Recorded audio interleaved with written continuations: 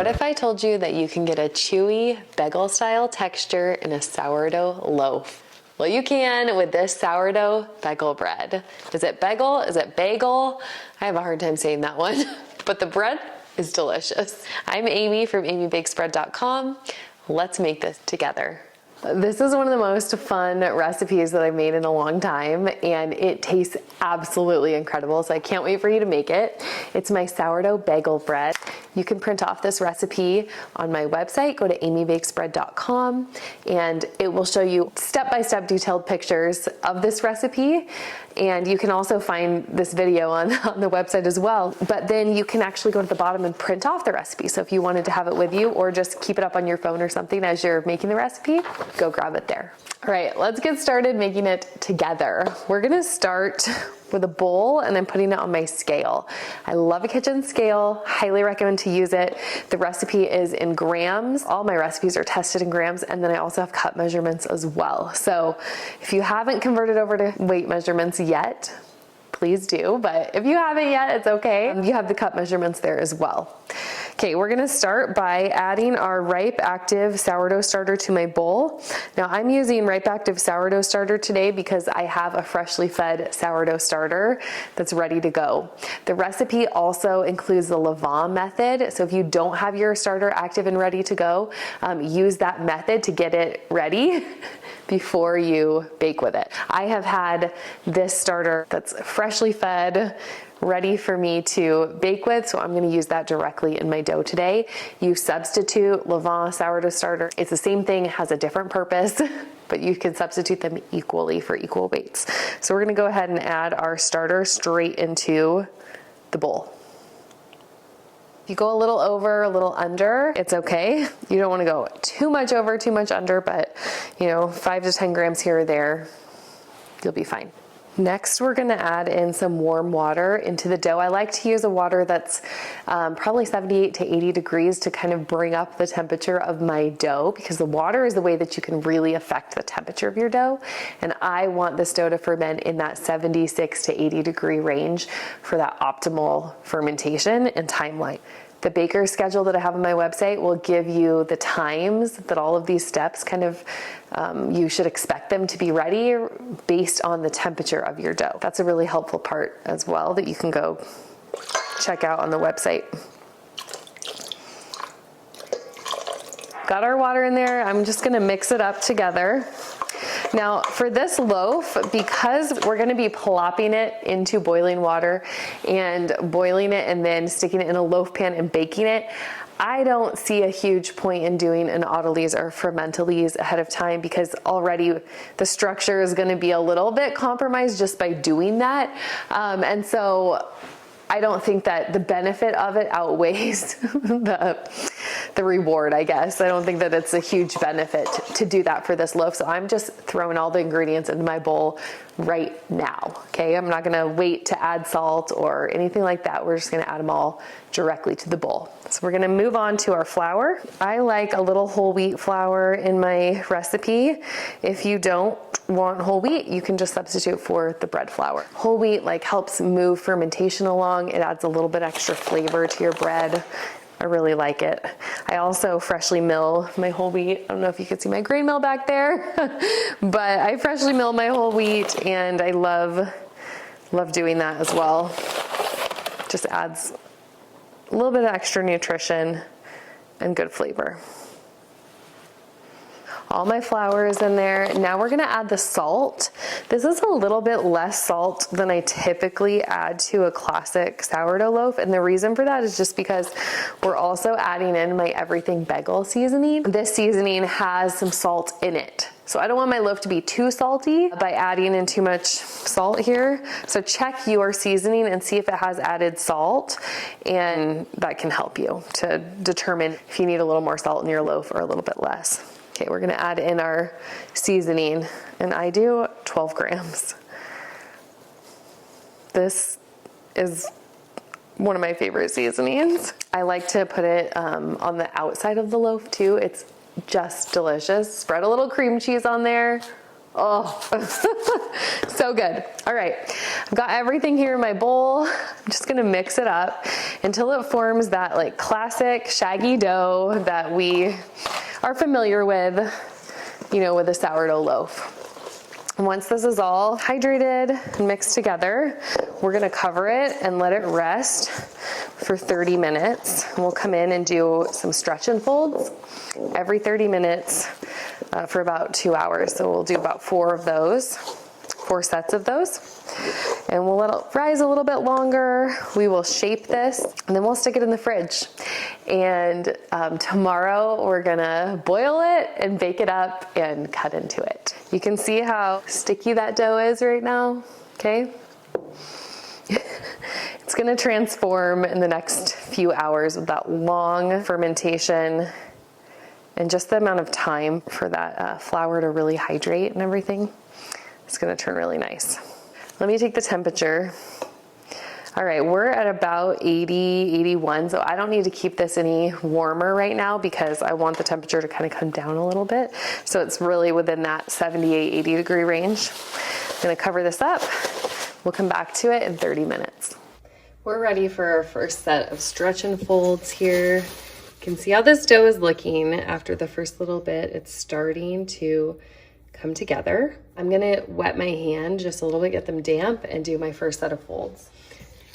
I reach down, pull up, fold over, rotate the bowl, and over. You don't want this to break if possible, okay? You don't want to see that, and it can happen, especially at the beginning as these gluten strands are forming, but you don't want a lot of that.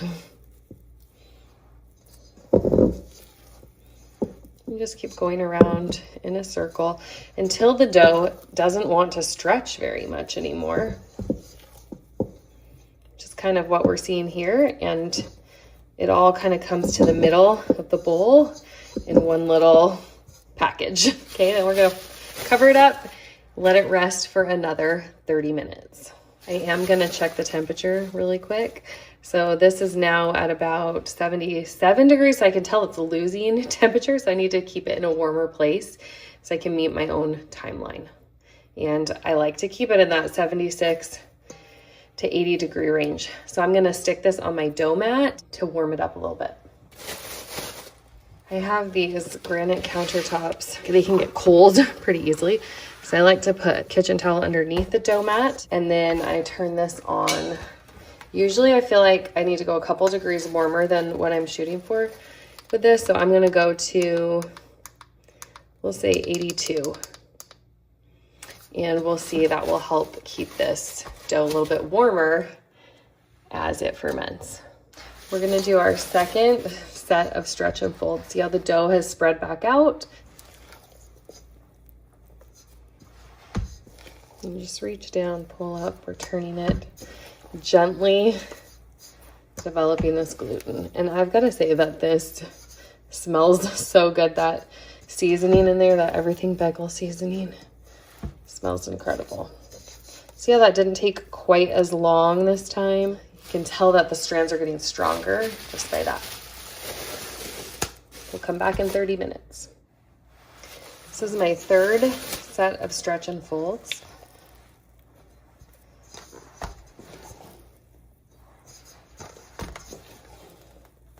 I can feel that this dough mat is helping too, because I can just feel the warmth kind of in the bottom of the bowl that is expanding out there. And we can check the temperature of this, and sure enough, it has brought the temperature a little bit back up. It's starting to go back up. So keeping it in that 76 to 80 degree range is really going to be optimal for your sourdough. All right, we're going to cover this and probably give it one more set of folds in 30 minutes. It's been another 30 minutes. This is our last set of stretch and folds. This dough looks absolutely beautiful. Smells so good too. We're gonna let it now, after these last set of folds, we're gonna let it sit here and rise for another couple of hours before we shape it and then cold proof. It's been another hour and a half or so. Look how this dough is now doming toward the edges here. You can see a few little bubbles around here, and it has definitely risen probably 50% or so. Somehow my pre-shaping video did not get filmed, so I'm showing you how to pre-shape the sourdough just with my classic sourdough loaf. You're going to dump the dough onto your counter and roll it up into a ball shape, a circular shape, and then you're just gonna let it sit there for about 30 minutes until it spreads out just a little bit. All right, this dough has really spread out, kind of flattened like a pancake. We are gonna flip it upside down, okay, and then shape it up. We're shaping it into a rectangle shape because it's gonna be baked in a loaf pan, and I'm gonna plop it right into this loaf pan. Now, this is kind of a big loaf pan for this loaf, but it will fill this out as it bakes, probably to about here. So I recommend like a 9x5 loaf pan. This is a little bit larger than that, but it's nicely shaped into here. You could also shape this into a banneton if you wanted to, and then transfer it to a loaf pan a little bit later. But we are gonna be dropping this, remember, into boiling water. So if your shaping is a little bit off, don't worry about it that much. The loaf pan is gonna give structure so that it will rise. We're gonna cover this up and stick it in the fridge, and we're gonna boil and bake it tomorrow. Now for the fun part. It's the next day. I just pulled my dough out of the fridge. You can see it in here, how it's filled out this loaf pan. Okay, I actually forgot to put parchment under this yesterday. If you added the parchment, it would easily lift out to plop into the boiling water. I forgot to do that, so I'm going to just let it come out of here and plop this onto a piece of parchment. And we'll put that into the boiling water. Okay, I've got my water here boiling. Ooh. Now, I don't add anything extra to this water. It's just plain water, and I'm gonna plop this dough right into the water.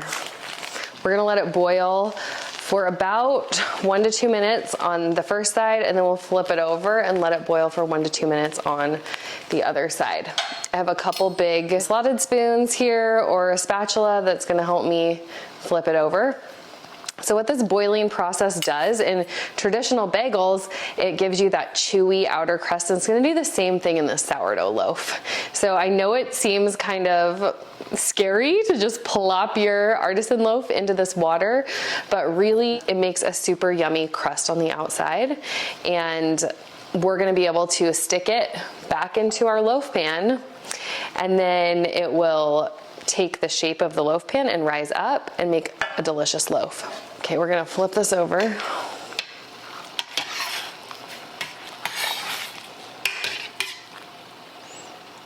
can see how it's changing a little bit in color here. We'll take the parchment paper off at the end. Hopefully it'll loosen and start to come off here is what it usually does.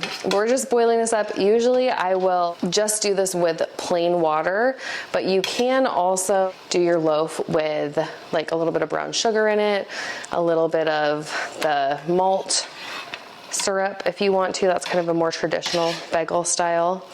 That works too. While this is finishing boiling, I like a little extra bagel seasoning on here. So I put it right in the bottom of my pan. This is a nonstick pan, so it's gonna work out okay here. All right, this is about ready to come out. I just wanna flip it so that I can get the parchment off. I like to take the parchment off of there before we plop it into the pan. And we're gonna put this straight into our pan.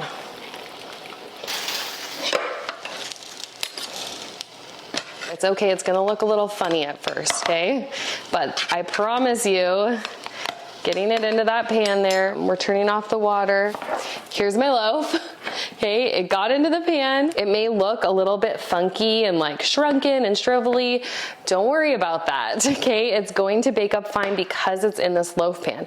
You could bake this like a free loaf if you wanted to, then it may not bake up quite the same. You're gonna maybe have a flatter loaf, just depends how well you fermented it. I really like this loaf pan because it gives me more structure for this dough. All right, we're gonna add on the top here more everything bagel seasoning. And then we're gonna score just right down the middle. You can actually make a bagel loaf. I have some recipes coming, or they may already be out there by the time that I get this YouTube video up, but a blueberry one, a cinnamon raisin bagel loaf, you can take this and really the sky's the limit. Okay, we're gonna place this in the oven now, and we're gonna be baking it with steam for the first 25 minutes, and then without for 20 minutes. I can either put a baking pan right on top, that creates more steam for the first 25 minutes. You could use some water on the bottom of your oven, or I can use a baking shell. That's what I'm gonna use today. This is from Broad & Taylor. That covers it, gives the steam for the first 25 minutes. I'll take it off and bake it for the last 20. Okay, we're ready to bake. We've been preheating our oven to 450. In goes the loaf. Adding on the steam. 25 minutes. Moment of truth. We're gonna take the lid off here and see what this loaf looks like. Gorgeous. Told you to trust me with the loaf pan. That is a beautiful, beautiful loaf. We're gonna let it bake for about 20 more minutes and then we'll pull it out. Gorgeous. Time's up. The loaf is baked.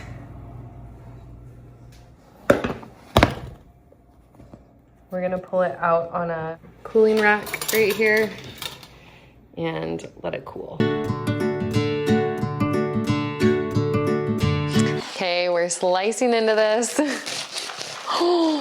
This is chewy on the outside. The crumb is, oh, it is so soft.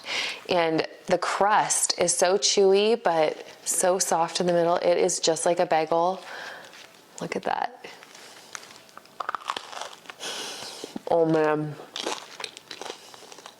This is so good. It's even better with a little bit of cream cheese. I love eating homemade sourdough bagels, but when you can make this bagel loaf this easy, it's gonna be hard for me to go back. Chewy, so soft in the middle, that pop of cream cheese. You've gotta try this one. I'm Amy from amybakespread.com. Go grab the recipe, download it, and let me know in the comments if you have tried this.